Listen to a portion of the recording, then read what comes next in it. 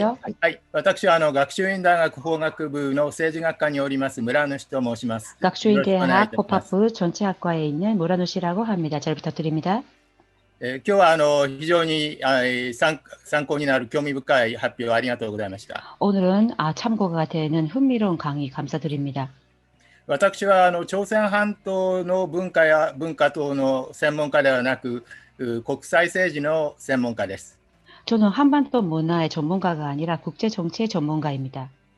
ですからあまり権威的なことは申せませんが、話を聞いて、いくつか質問させていただきます。 그래서 권위적인 말씀은 못 드리지만 몇 가지 질문을 드리겠습니다. 最初の質問は1919年のその前の韓国社会というものをどのようなものだったと先生方は考えられますか、お考えになりますかということです。 첫 번째 질문은 1919년 이전의 한국 사회에 대해서 여러 선생님들은 어떤 사회로 바라보시는지 그 의견을 여쭤보고 싶습니다. 1919년 이전의 한국 사회에 대한 생각입니다. 今1919年の運動の開始を見てみると非常に 1919년 운동의 시작을 바라보면 非常に西洋的で現代的な感じがします。 서구적이고 상당히 현대적이라는 생각이 듭니다. しかし日本人が韓国の歴史で韓国の19世紀で学ぶことは例え 일본 ば 사람들이 한국의 19세기에서 배워야 될 점은 예를 들면 例えば両班という制度があります。 양반 제도가 있습니다. つまり上流階級と下層階級の格差が非常に激しいということです。 상류와 하류 계급의 격차가 상당히 심했다는 것을 배웠습니다. そのような社会がどうやって1919年にはお互いに手を取り合ってデモをするというふうになったんでしょうか。 그런 사회에서 어떻게 1919년도에 서로 손을 잡고 시위를 한다는 것이 현실화되었을까? つまり19世紀の終わり頃から20世紀の初めにかけて平等という点に関して韓国人の中に大きな変化があったんでしょうか。 19세기 말에서 20세기 초에 걸쳐 평등에 대한 한국인의 생각에 큰 변화가 있었는지요? これが最初です。 이게 첫 번째 질문입니다. はい、2番目の質問は少し気が早い話ですが、統一がされた後、統一前の歴史はどう評価されるでしょうかという問題です。 조금 질문하기에는 이르지만 통일 후에 통일 전의 역사가 어떻게 평가될 것 같은지요? つまり第二次大戦から今日あるいは少し先の社会まで何が原因で統一がなされなかったのかということです。 제2차 대전에서 오늘까지 뭐가 원인이 되어 통일이 이루어지지 않았다고 생각하게 될지. それには国際的な要素も国内的な要素もあると思います。 국제적인 요소와 국내적인 요소가 있겠죠. そしてそれらの要素はその第二次大戦に至るまでの日本という要素と比べてどっちが大きく評価されるでしょうか。 그런 요소들은 제2차 대전에 이르기까지의 일본이라는 요소와 비교했을 때 어느 쪽이 더 크게 평가될 건지요. 2番目は私が比較的興味を持っている問題に韓国人の北朝鮮に拉致された人々の運命という問題があります。 두 번째 제가 개인적으로 관심이 있는 분야인데 납부자 문제입니다. 한국인들 중에 북한에 납치된 납부자 문제. これはつまり離散家族という問題とは別に韓国人が北朝鮮の人権にどれくらい強い懸念を興味を持っているかという問題です。 이산가족 문제와는 별개로 한국 사람들이 북한의 인권 문제에 어느 정도 큰 관심과 우려를 갖고 있냐는 문제입니다.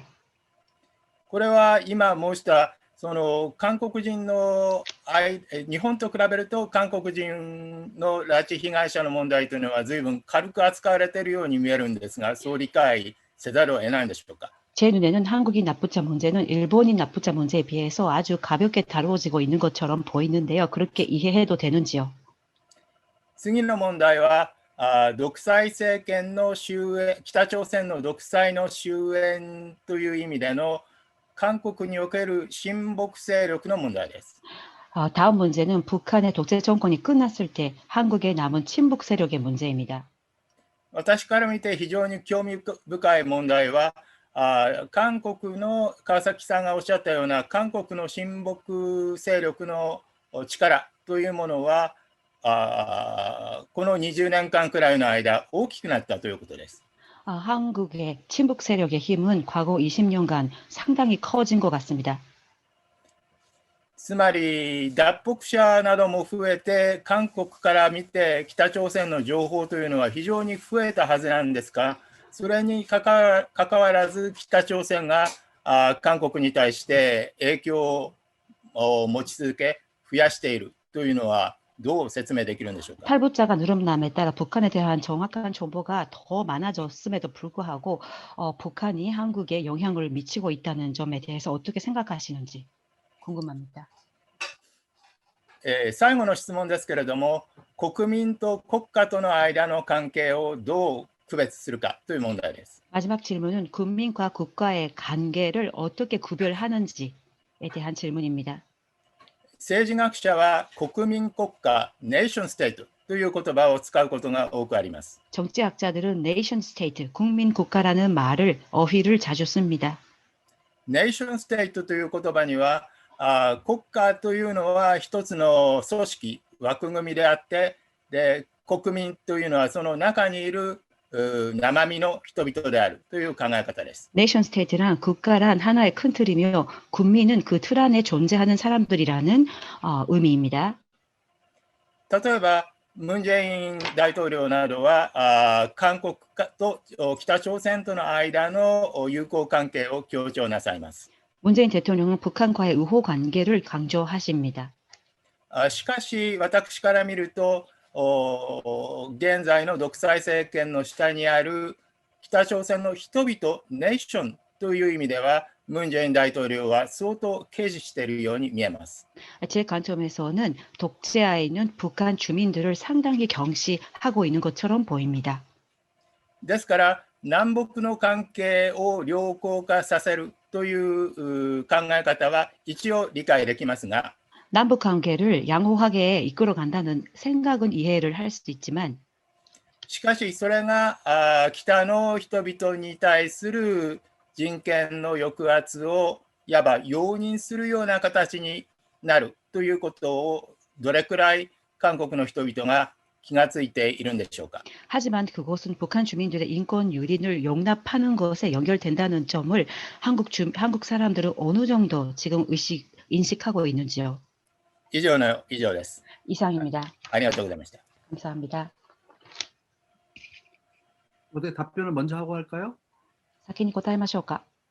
そうしてください。ですね、ありがとうございます。非常に明確な質問ありがとうございました。そして時間の関係上でですね、ソインテク共同代表と川崎代表にはですね、大変本当に惜しいですけれども、一つずつこの質問が非常にもうちょっと重要だという質問、一つずつちょっと大変申し訳ないんですが、ピックアップをしていただいてですね、答えをいただければ幸いでございます。 소 교수, 소 대표님 그리고 가와사키 대표님께서 질문을 한 가지씩 픽업을 하셔서 답변해 주시면 감사하겠습니다.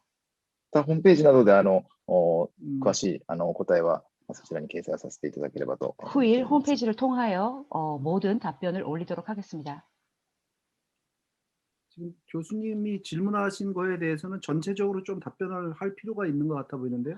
今教授の質問に対して全部の質問に対して答える必要があると私は思います。 아무래도 한국에 있는 저한테 질문하시는 것 같아요. 한국 문재인 정부라든가 이제 그 한국 국민들에 대한 생각이니까 아무래도 제가 韓国国民に対する質問ですので、答えるべきだと思います。それで大丈夫です。はい。 첫 번째 질문 주신 내용은 지금 역사 인식에 대한 얘기인데요. 一つ目の質問は歴史認識に関する質問でした。 이렇게 1919년도에 있던 3.1운동과 그 이전의 그 구한 조선 말기의 그 상황과 굉장히 짧은 시간 안에 엄청난 변화가 있었다라고 하는 거 이거 정말 이게 1919年以前、そしてその後と比べますと非常に大きな変化があったということは、確かです。 우선 한국이란 나라가 사실은 그 1800한 그 일본이라든가 중국이라든가 이 주변 국가들이 개항을 하고 그 日本 외부 や中国が 세계하고 開 교류하는 港し、때에 外国人と交流を始めた頃、韓国という国は、 한국이 그 시기에 그 쇄국을 함으로 해서 韓国はその時期、鎖国をしていました。 상당히 문명 개화나 근대화가 늦어졌던 것은 사실입니다. 文明開化が遅くなったということは事実です。 그러나 한국이 과거 이렇게 역사를 보게 되면 이 韓国の 한반도에 過去の 있던 歴史を見ます 국가들이 と、 조선을 비롯해서 그 이전에 고려라든가 뭐 그 통일신라라든가 이런 국가들이 統一新羅 이 や 지역 내에서 굉장한 高麗 성취 국가였다는 사실 또한 우리가 인식을 해야 됩니다. などの国家、過去の国家たちは非常に先進的な国家だったということも事実です。 그래서 사실은 뭐 일본이 이게 한국을 식민지화하면서 또 한국을 근대화하려고 했던 노력도 일부 있지만 日本が韓国を植民地化し、韓国の近代化に努めたということも事実ではありますが、 한국 국민들이 그 동학운동이라든가 이런 하나의 어떤 평등을 실현하기 위한 그 자발적 노력도 있었고요. 韓国国民自らが平等のための自発的運動、例えば統合運動などをやったことも事実です。 그리고 기독교가 들어와서 또 이 선교사들이라든가 기독교 선교사들이 들어와서 학교를 짓고 병원을 짓고 하면서 기독교 특히 이제 미국의 그 켈비니즘에 입각한 그 기독교가 한국에 들어온 것이 또 굉장한 행운이었다고 생각이 됩니다. また特にアメリカですね、キリスト教の宣教師たちが韓国に入ってきて、学校や病院を作り、特にアメリカのカルビニズムに基づいて、キリスト教が韓国にたくさん入ってきたということも大きな幸運だったと考えています。 그래서 사실은 3.1운동은 이런 모든 사실은 내용들이 집약이 돼서 일어났던 거고 그렇기 때문에 3.1運動はこれらのことが全て集約して起こったことなのです。 그러니까 목표가 조선시대 뭐 양반 쌍놈이 있는 봉건 시대로 돌아가자는 사람이 한 사람도 없었습니다. その目標は朝鮮時代のヤンバンなど、つまり封建時代に戻ろうという考えている人は一人もいなかった。 그래서 그런 면에서 볼 때 이 3.1운동은 하나의 굉장한 역사의 그 분기점이 되는 한국 역사에 そういう意味で韓国の歴史上大きな分岐点となりました、3.1運動は。 그런 운동이었다고 비춰지고요. 두 번째 질문하신 내용은 통일 이전의 역사를 우리는 어떻게 평가하냐, 통일 이후에 있어서 왜 우리가 이게 통일이 됐을 때 통일이 왜 이때까지 이루어지지 못했느냐라고 하는 거를 평가하게 될 때 무엇 때문이냐라고 하는 질문이셨는데요. 이건 2つ目の質問ですね。統一前の歴史をいかに評価するのかということです。 2차 세계대전 이후에 냉전이 시작된 부분이 굉장히 컸습니다. 第二次世界大戦以後の冷戦が分断の大きな原因になっています。 중국과 소련이라고 하는 굉장히 강력한 체제가 북한을 뒷받침하고 있었고 中国とソ連という強大国が強い国が北朝鮮を後ろから支え 남한은 이제 미국을 비롯한 자유세계가 또 굉장히 강력하게 뒷받침을 했습니다. 韓国に対してはアメリカなどの国家が自由国家が支えてきました。 그리고 북한에도 뭐 이 체제를 그 북한의 공산주의 체제를 성공하겠다라고 하는 그 체제에 대한 그 충성심, 체제에 대한 하나의 집착 이것도 굉장히 초기에 보게 되면 강했습니다. 北朝鮮の共産主義体制に対する執着も非常に強かったと言えます。 이런 부분들이 복합적으로 결합이 돼서 남북 통일이 이루어질 수가 없었고 또 사실상 これらのことが複合的に結合して南北の統一が叶わなかったと言えると思います。 냉전 이후에 그 소련이 무너지고 또 동구라파가 무너질 때 또 한 차례 기회가 있었는데 冷戦以降、ソ連や東欧が崩れたときにチャンスが一度訪れましたが 그럴 때 또 우리가 사실은 상당히 대응을 못한 면이 있다라고 저는 생각을 하고 있습니다. 我々はそれに対応しきれなかったと言えます。 일본은 뭐 일본이 분단의 책임이 있다 이제 이런 얘기를 하는 이제 사람들도 많이 있습니다. 한국에는. 日本にも分断の責任があると主張する人々が韓国にはたくさんいます。 그런데 식민 지배에 대한 그 내용 때문에 그렇게 보고 있습니다. 植民支配に対する事実からそう主張するわけです。 아무튼 이제 이런 이제 시각들이 존재한다라고 저는 비춰지는데요. このような 앞으로 いろんな観点がありますが、 이제 지금 시기에 이제 우리가 통일을 해야 된다라고 보는 게 이제 저희 관점이고 그러기 위해서는 일본도 굉장히 협조적으로 이 저희 그 통일을 지원해야 된다 이렇게 보고 있습니다. 統一のためには日本も協調してくれなくてはいけないと私は考えています。 그 다음에 세 번째, 네 번째, 다섯 번째 질문하신 내용은 문재인 정부, 현 정부하고 관계가 있는 것 같습니다. 3番目から 5番目の質問は、ムン・ジェイン現政権と関わりの深い質問でした。 문재인 정부가 이제 북한하고의 그 평화 협상, 특히 이제 핵 문제를 둘러싸고 2017년도 이 시기에 굉장히 그 전쟁 일보적 직전까지 미국과 이렇게 아주 가고 있기 때문에 어떻게 하든지 어떻게 보면은 그 대화를 통해 가지고 평화적인 국면을 하려다 보니까 여러 가지 측면에서 사실은 뭐라고 말씀드려야 될까요? 북한에 상당히 우호적으로다가 진행이 되는 것 같은 그 스탠스를 지녔던 것도 사실입니다. 2017年、核による緊張感が高まり、戦争の一歩手前までというまで雰囲気が高まったことで、北朝鮮とは対話を中心に平和、そして友好的なスタンスでいこうということが目立ってきました。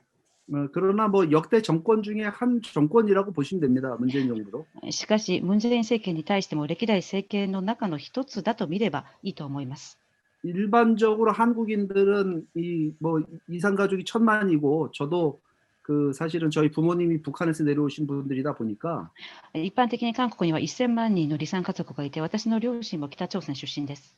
북한 주민들의 삶이나 인권 문제에 대해서 관심을 안 가질 수가 없습니다. 北朝鮮の住民の人権や生活に関心を持たざるを得ない状況にあります。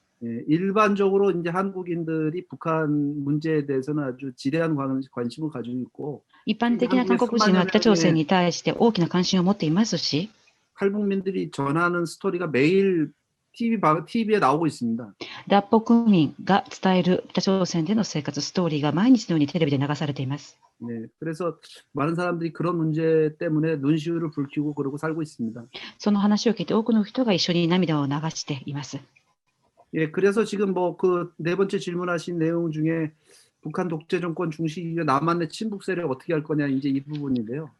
韓国にある親北勢力についての質問ですが、 통일되는 시점에는 친북 세력이 없어져야죠. 統一のその日にはこれらの勢力はなくなるべきです。 북한 이제 결국은 이제 이 통일 과정에서 북한 정권은 어떻게 할 거며 북한에서 또 이 말하자면 인권 탄압을 했던 사람들도 있고 권력자들도 존재하고 그 남한 내에서 여기에 또 부역했던 사람들 이런 모든 문제가 사실은 복합적으로 일어나는 문제라고 생각이 되어집니다. 統一の過程において北朝鮮の権力者、人権弾圧を積極的にやった人たち、そして韓国の中でそれに加担した人たちに、 이런 문제를 어떻게 처리할 것이냐는 원칙을 세우는 건 대단히 중요한 문제라고 생각이 됩니다. 彼らに対していかに原則を立てて対応するかというのが非常に重要だと思います。 그런 원칙을 너무 강하게 모든 걸 처벌하겠다, 말하자면 보복하겠다라는 입장으로 세우는 것은 통일 문제를 놓고 보게 되면 그렇게 바람직한 내용은 아니라고 봅니다. あまりにも厳しい原則を立てて、処罰や報復をあまりにも厳しくしすぎることは、望ましいことではないと思います。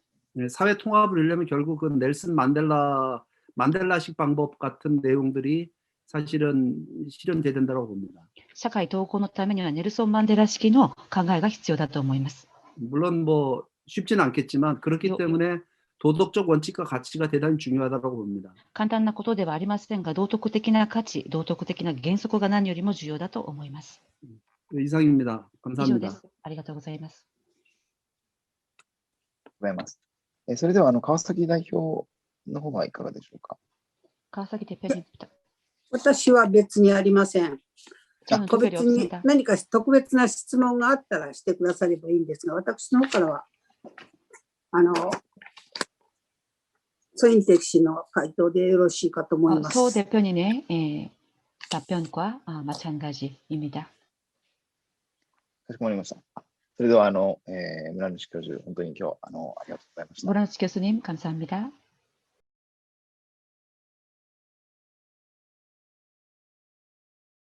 それでは、小川名誉教授の方に本日の、コメントと質問の方ですね、こちらをお願いしてできればと思います。 오가와 교수님, 오늘 소감과 질문 부탁드리겠습니다. 私の声聞こえますか？はい、聞こえてますよ。あ、そうですか。まあ、実は内輪を話せばですね、今日は村西先生だけがですね、コメンテーターとして、最初考えられて、いたので、私は、それでいいんじゃないかと思っていまして、ところが村西先生が一人じゃちょっととか言うんで、それで、沢井健二さんがですね、数日前に私に声かけてきて、2人になっちゃったんですけど、もう時間も本当にあとありませんので、村西先生の、まあ、5つ、6つの質問でですね、もう今日は本当に十分だったなという感想です。で、質問というより、 오늘은 모란지 선생님께서 하신 5가지 질문으로 충분하지 않았을까 그렇게 생각이 되고요. ね、マスミだ。これですから、まあ、私はただ一つですね、まあ、川崎さんのご指摘は、まあ、とても正しいというか共感します。まず、まあ、北朝鮮の民主化ですね。北朝鮮の民主化が、まあ、統一のためにはまあ絶対必要なので、まあ、そのために 먼저 카와사키 대표님께서 지적하신 북한 민주화에 대해서 전적으로 동의합니다. 통일을 위해서는 북한 민주화가 무엇보다 중요합니다. それで、まあ、私、25年間、北朝鮮の強制収容所をなくす人権運動をやってきまして、 저는 25년간 북한의 강제 수용소를 없애기 위한 인권 운동을 해왔는데요. で、まあ、国連を中心としたその運動の成果がですね、やはり出てきていると。それは社会主義憲法の中にですね、人権を尊重するという項目が入ったと。それは2009年にですね、 2009년도에 사회주의 북한 헌법 중에 인권을 존중한다는 항목이 들어갔는데요. 저희들의 유엔을 중심으로 한 운동의 성과가 있었다고 생각합니다. いや、ですから、質問じゃなくて、まあ、あと1分ぐらいちょっと申し上げたいことだけにしますけど、最近北も南もですね、北の人たちの知る権利っていうのを阻むそういう法律を作っちゃったと。で、これはとんでもないことでですね、ですから、いわゆるまあ、北朝鮮の人たちが今、まあ、韓流ブームを通して、まあ、南のことをどんどん知り始めていて、外の世界のことも知り始めているので、この人権ですね、世界基準の人権というものについて具体的に、まあ、少しずつですね、北の社会の中に入り始めていると。これはとても嬉しいことなので、この活動をですね、どんどん強めていく必要があるなと。 네, 북한에서도 남한에서도 알 권리를 막는 법이 정제를 했는데 최근에 한류 붐으로 인해 북한에서도 북한 사람들도 눈을 뜨고 모두 많은 정보들을 접하고 있습니다. 특히 세계 기준의 인권, 세계 표준의 인권 의식에 대해서도 조금씩 보급이 되고 그런 인식들이 높아지고 있는데 이런 상황을 상당히 저는 기쁘게 생각하고요. 앞으로 이런 운동을 강화해 나가야 되겠다는 생각이 듭니다. で、今日3人の方のお話聞いて、私が一生懸命これから考えなくちゃいけないのは、統一のためのビジョンですね。세 분의 말씀을 듣고 저도 앞으로 열심히 통일을 위한 비전이 무엇인지 생각을 하겠습니다. それを、まあ、コリアンドリームっていう言葉でまとめられているんですけど、코리안 드림이란 말씀으로 오늘 마무리를 하셨는데요. まあ、ですから、宋先生が考えられている、まあ、6つの内容とかそういうことも参考にしながらですね、 소 대표님의 말씀을 오늘 머릿속에서 참고로 하면서 ですから今後こういうオンラインセミナーを企画されるときにその統一のビジョンですね、ビジョンの中身について宋先生たちが出されたですね提案についてまあ、自由にですねこの意見交換ができる、あるいはまあ、それに変わるっていうことはないでしょうけど、まあ、それぞれがそのビジョンをやっぱり出すべきだということだけ申し上げて終わります。 마지막으로 향후 이런 형식의 온라인 세미나를 기획할 때 소 대표님께서 오늘 말씀하신 비전의 그 내용, 구체적인 내용에 대해서 서로 제안을 하고 자유롭게 의견 교환을 하는 그런 자리가 되었으면 합니다. 以上です。はい、すいません。 이상입니다. 감사합니다. 아리가또 고자이마스. はいはいはい。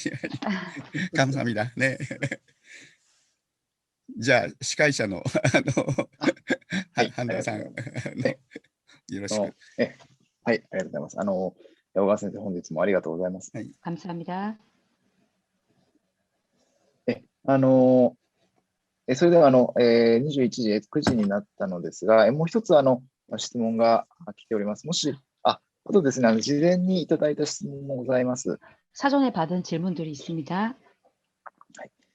それでは、おそらく15分ほどで今、私拝見したところ、終わるのではないかと思いますので、もう少し皆様お付き合いいただければ幸いでござい 15분쯤 ます。 더 걸릴 것 같습니다. それでは今、Q&A にいただいた質問です。 질문 소개드리겠습니다. 3人の先生方、素敵なスピーチをありがとうございました。 세 분의 연사 선생님들 의미 깊은 강연 감사드립니다. まずソインテク会長に対する質問です。 소 대표님께 질문합니다. 韓国の憲法に、 한국 헌법에 北朝鮮地域は、韓国の領土であると指定されているのですが、 북한 지역은 한국 영토라고 지정이 되어 있는데 それに対して、簡単な説明をお願いいたします。 그에 대한 간단한 설명을 부탁드립니다. 예, 우리 대한민국 헌법을 보게 되면 한반도와 부속 도서를 포함해서 이게 대한민국의 영토라고 되어 있습니다. 그렇게 된 이유는 사실은 사실 유엔이 인정한 말하자면 그 유일한 합법 정부로 출발된 게 대한민국이고 まず、韓半島、朝鮮半島すべてを含んで、我が国の領土だと韓国の憲法では定義していますが、それは国連が認定した唯一の合法的な政府だからであります。 언젠가는 통일을 통해서 또 우리가 다 수복을 해야 되는 나라라고 보고 있습니다. 統一を通じていつかは、包み込むべき、一つになるべき国だと見ているからです。 그래서 북한에서 그 헌법에 기초해서 북한에서 넘어오는 탈북자들을 우리 국민으로 인정하고 받아주고 있습니다. ですから、その憲法に基づいて北朝鮮からの帰国者を我が国民として、韓国の国民として受け入れているわけです。 이 부분은 통일을 지향하는 우리 대한민국의 그 헌법은 통일을 지향하고 있기 때문에 그런 내용들을韓国の憲法は 라고 생각합니다. 반드시 있어야 될 韓国の憲法は基本的に、統一を施行しているので、必ずそのような内容が含まれるべきだと思います。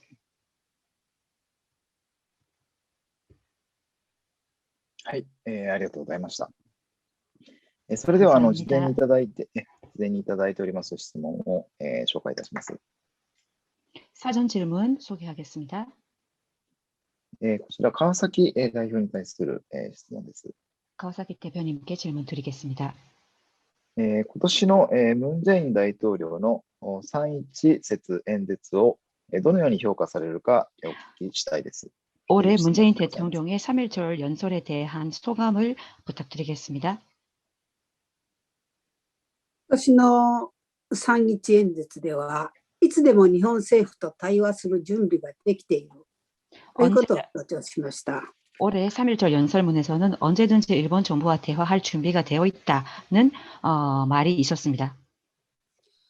超えなければならない唯一の障害を過去の問題を未来の問題と分離できず未来の発展に支障を招くことだ。分離しないといけないと主張しています。 넘어야 할 장래로서 과거의 문제를 미래와 분리하여야 된다. 과거가 장애가 되어서는 안 된다. 그렇게 주장을 했습니다.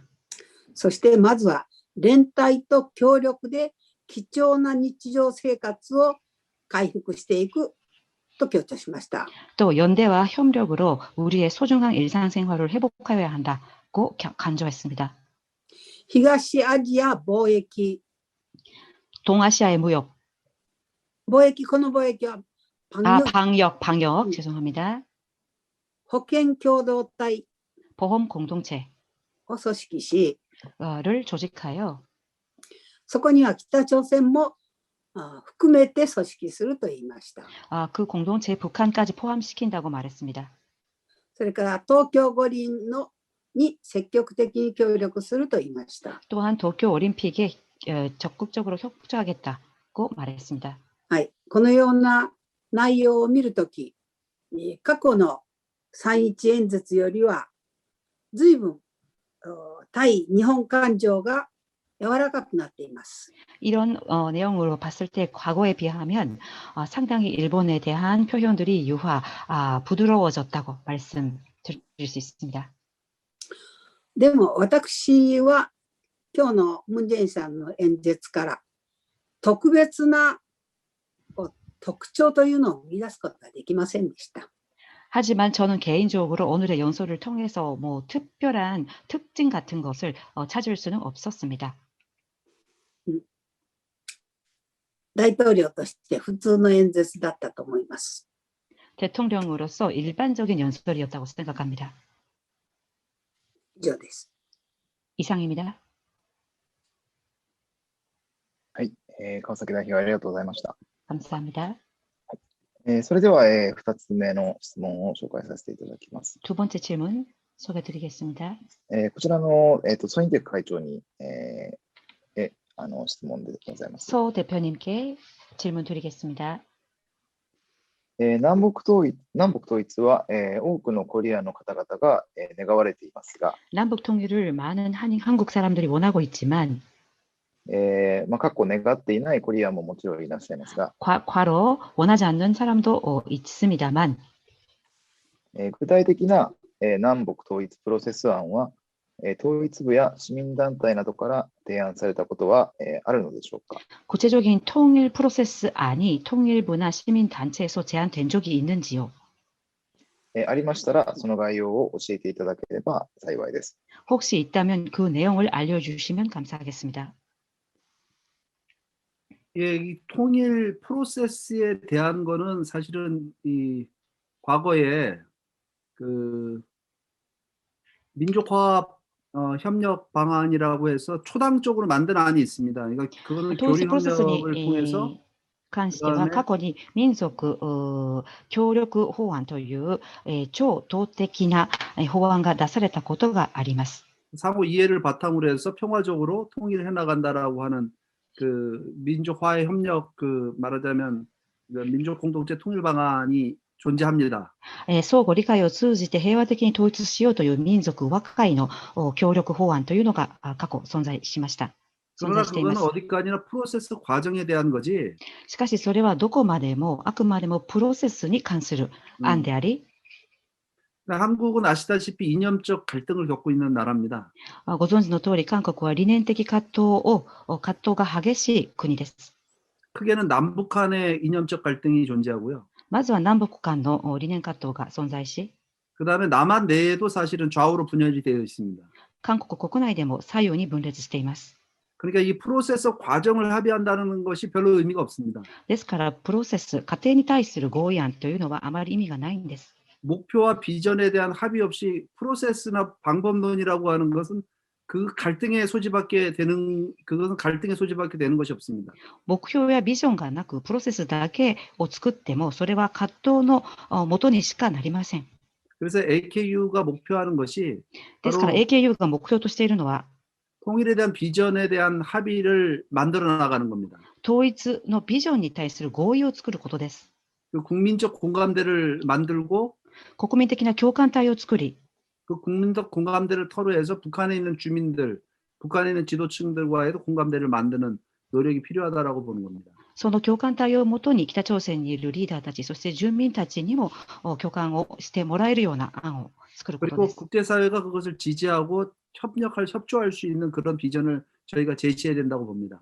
国際社会がその案を支持し、協力をしてくれるようなビジョンを提示すべきだと考えています。 그걸 코리안 드림이라고 얘기하는 겁니다. それを私はコリアンドリームと呼んでいるのです。 그러니까 사실은 뭐 지금 일본에서 보게 될 때는 왜 한국 사회가 그걸 빨리 하나로 만들어서 그렇게 가지 않느냐 이렇게 외부에서 보면은 그렇게 볼 수 있는데 사실은 이 다양성을 가진 사회가 하나의 어떤 목적과 비전을 만들어 나가는 일은 상당히 그 어렵고 지난한 일입니다. 그러나 반드시 해야만 되는 일이라고 저는 보고 있습니다.外部から見ますと、日本から見ますと、どうしてさっさと早く統一に向かわないのだろうと見えるかもしれません。しかし、非常に多様性を帯びている社会を一つの目標とビジョンのもとに統合していくことは本当に困難なことで時間がかかることです。でも、必ずやるべきことです。 이상입니다. 以上です。総会長ありがとうございました。 감사합니다. それでは事前に来ている質問がもう一つございます。そして、 사전 질문 한 가지 はい。 더 소개드리겠습니다. そしてQ&A に一つ質問いただいておりますので、 Q&A 쪽에도 질문이 와 있네요. この2つをもってですね、本日は終了とさせていただければと思います。 이 두 가지 질문을 끝으로 오늘 포럼을 마무리하고자 합니다. まず事前にいただいた質問ですが、 사전 질문입니다. これはどちらのソニテク会長でも川崎代表でもよろしいかと思うんですが、 소 대표님 또는 가와사키 대표님께서 답변해 주시기 바랍니다. この分野でおすすめの韓国映画があれば教えてくださいという。 이 분야에서 추천하고 싶은 한국 영화가 있으시다면 가르쳐 주세요. おそらく3.1 独立運動のフォーラムですので、そういった方面での映画ということであるかと思うんですが、映画でなくても何かそういった映像関係ですとかもし、あればですね、 요즘에 그 3.1 운동에 관한 영화나 다큐 영상을 소개해 주시면 좋겠습니다.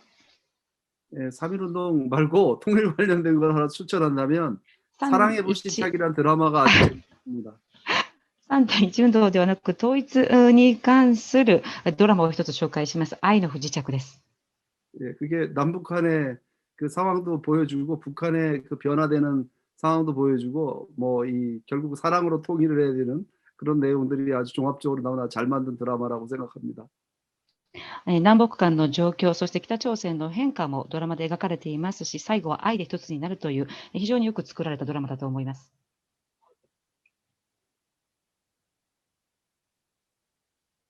はい、ありがとうございます。 감사합니다. 皆さん、ネットフリックスでぜひ、これ終わった後は、ネットフリックスをちょっと、無料の契約もあるかなと思いますので。 여러분, 넷플릭스로 시청하시기 바랍니다. はい。失礼しました。それでは、最後の質問でございます。おそらく、ソニテク会長に対する質問かと思います。 마지막 질문 소 대표님께 드리겠습니다. 英国やスウェーデン、ポーランド、チェコ、ここまでです。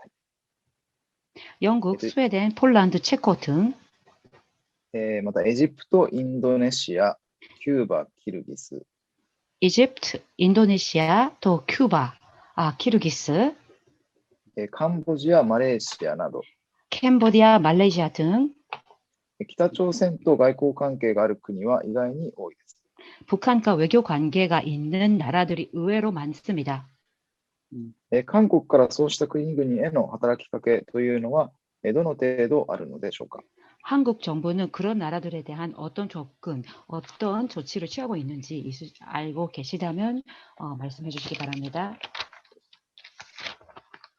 과거에는 그 외교적으로 상당히 치열하게 했던 걸로 알고 있습니다. 그러니까 過去は外交的に非常に熾烈な戦いがあったと私は存じております。